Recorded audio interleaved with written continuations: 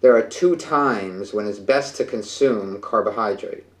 The first time is first thing in the morning after an overnight fast, because blood glucose will be lower than it is during the rest of the day.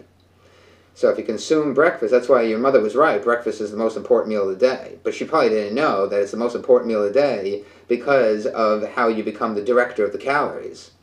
So if you consume carbohydrate at breakfast, the carbohydrate is more likely to be stored as glycogen and to replenish blood glucose than to be stored as fat.